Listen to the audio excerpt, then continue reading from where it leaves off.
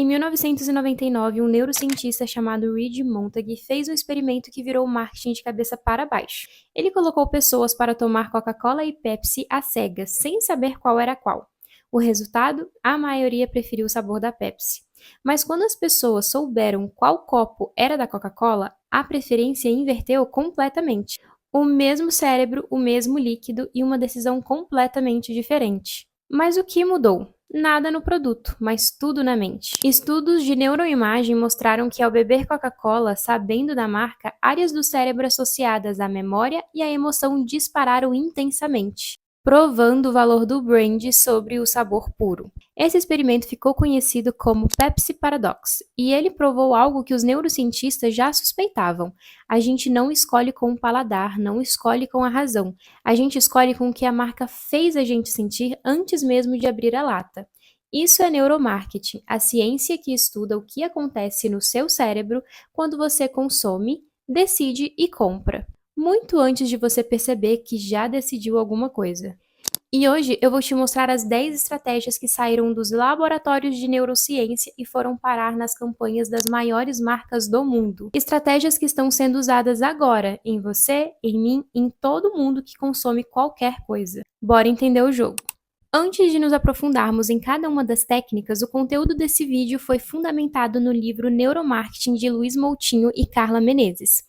O autor desse livro é um dos maiores especialistas mundiais em marketing, gestão, biometria e neurociências aplicadas. Ele é autor de 35 livros publicados internacionalmente e classificado entre os melhores cientistas de business e management do mundo. Então, tudo que a gente vai aprender aqui é muito mais do que validado por uma das maiores referências do mundo quando se trata de neuromarketing. A primeira estratégia é também a mais poderosa de todas, e é por isso que o livro começa com ela, a emoção. Não porque é bonito falar sobre sentimento, mas porque a neurociência já provou. Decisões de compra são tomadas na parte emocional do cérebro antes de qualquer análise racional acontecer. O neurocientista Antônio Damasio estudou pacientes com danos na área emocional do cérebro. Pessoas perfeitamente racionais, inteligentes, funcionais, mas que não conseguiam tomar nenhuma decisão, nem a mais simples. Sem emoção não existe escolha e nenhuma marca entendeu isso melhor do que a Coca-Cola em 1971. Jovens de países diferentes, uma colina na Itália, nenhum argumento de venda, só um sentimento. O mundo pode ser um lugar mais gentil. O comercial recebeu mais de 100 mil cartas de fãs. A gravadora lançou a música oficialmente e ela entrou no top 10 das paradas musicais nos Estados Unidos. A lição? Antes de pensar no que você vende, pensa no que você faz as pessoas sentirem. A segunda estratégia existe porque o seu cérebro tem um atalho muito antigo. Quando você não sabe o que fazer, olhe o que outras pessoas estão fazendo. Robert Cialdini chamou isso de prova social, e funciona porque durante muitos anos seguir o grupo era uma questão de sobrevivência. Hoje esse instinto aparece diferente. É o restaurante lotado que parece melhor, o produto com mais avaliações que converte mais, a fila na loja que faz você querer entrar sem saber o que tem dentro. Mas a Dove foi além de qualquer fila ou avaliação. Ela usou prova social de um jeito que ninguém havia tentado antes. Mulheres reais descrevendo seus próprios rostos para um artista forense e depois sendo descritas por estranhos, as duas versões lado a lado. Nenhum produto aparece por quase 2 minutos, só emoção e identificação. Mais de 114 milhões de visualizações em um mês, o vídeo mais compartilhado da história até aquele momento. Prova social não é sobre mostrar que muita gente usa, é mostrar que pessoas reais sentem algo real. A terceira estratégia é sobre velocidade. O sentido da visão é o primeiro a ser desenvolvido na nossa trajetória evolutiva, e o nosso cérebro processa imagens muito mais rápido do que texto. Isso significa que antes de você ler uma palavra, seu cérebro já tomou uma opinião sobre o que está vendo. Cor, forma, movimento, rosto, tudo isso comunica antes de qualquer copy, antes de qualquer argumento, antes de qualquer preço. Em 1984, a Apple entendeu isso melhor do que qualquer outra empresa do planeta. Nenhuma especificação técnica, nenhum preço, nenhum produto por quase todo o comercial. Só imagens poderosas contando uma história sobre liberdade. Foi exibido uma única vez no Super Bowl. O comercial foi reexibido nos noticiários naquela mesma noite como notícia. e 2 dias depois, no lançamento oficial do Macintosh, as vendas superaram todas as expectativas. A lição: o que o seu público vê decide o que ele sente, antes de qualquer palavra que você diga. A quarta estratégia é sobre espelho. O ser humano responde com muito mais intensidade ao que reconhece em si mesmo do que ao que admira de longe. Identificação é mais poderosa do que a aspiração, e o Burger King fez um experimento que prova isso de um jeito que é difícil de esquecer. Crianças simulando bullying em uma lanchonete, enquanto clientes eram servidos normalmente. 95% das pessoas foram reclamar do lanche amassado. Só 12% intervieram na cena de bullying entre as crianças. O desconforto gerado foi imenso. A identificação imediata. O Burger King não vendeu um sanduíche nesse comercial, vendeu um valor e fez todo mundo que assistiu se posicionar em relação a ele. Identificação não é sobre mostrar quem o seu cliente quer ser, é sobre mostrar quem ele já é. A quinta estratégia é sobre dor. Isso mesmo, pagar dói, literalmente. Neurocientistas identificaram que quando a gente vê um preço, a mesma região do cérebro associada à dor física é ativada. Eles chamam isso de dor de pagar.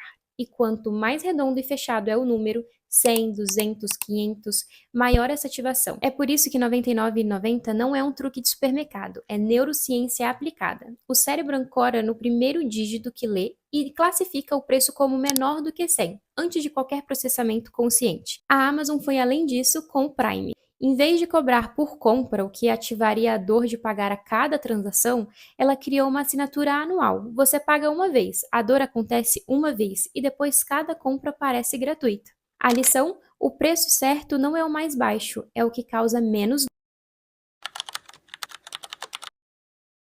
A sexta estratégia é sobre identidade. O nosso cérebro foi construído para proteger o ego, a imagem que temos de nós mesmos. E quando uma marca valida essa imagem, ela cria uma conexão que vai muito além do produto. A Lego fez isso de um jeito preciso e emocionalmente cirúrgico. Em 2016, Hollywood contou a história de 3 mulheres negras sem as quais o homem jamais teria chegado à Lua.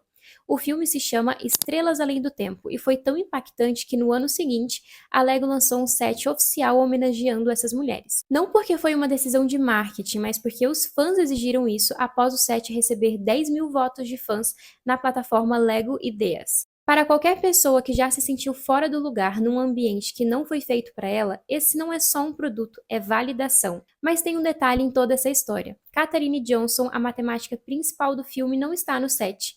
A Lego não conseguiu chegar a um acordo com ela e sua família sobre a representação da figura.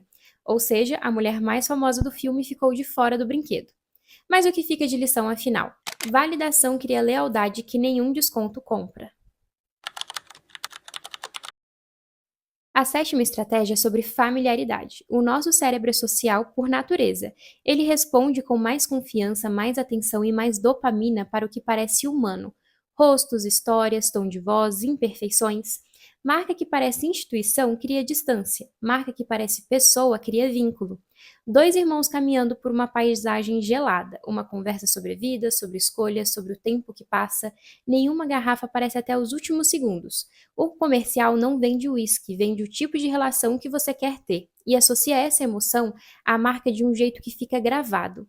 Humanizar não é ser informal, é ser reconhecível. E o mais fascinante, esse comercial não foi encomendado pela Johnnie Walker, foi criado por 2 estudantes de cinema alemães por conta própria, com 9 mil dólares. A marca não pediu, os fãs criaram, e isso diz tudo sobre o poder de humanizar uma marca.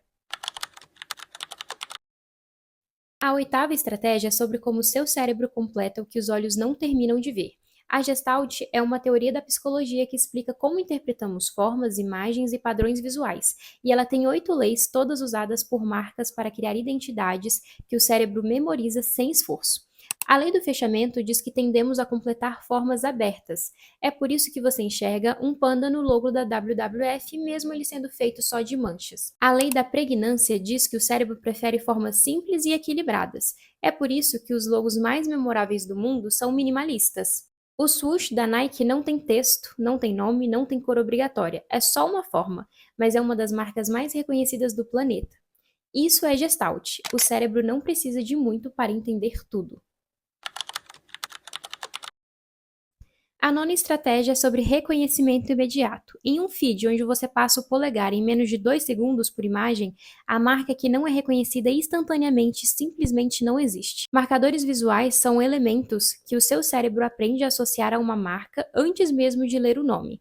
Uma cor, uma forma, um ícone. O Nubank entendeu isso antes de qualquer branco brasileiro. O roxo não era uma cor comum no mercado financeiro, exatamente por isso foi escolhido. Hoje você vê aquele tom específico de roxo em qualquer contexto e pensa, Nubank, sem precisar ler uma palavra.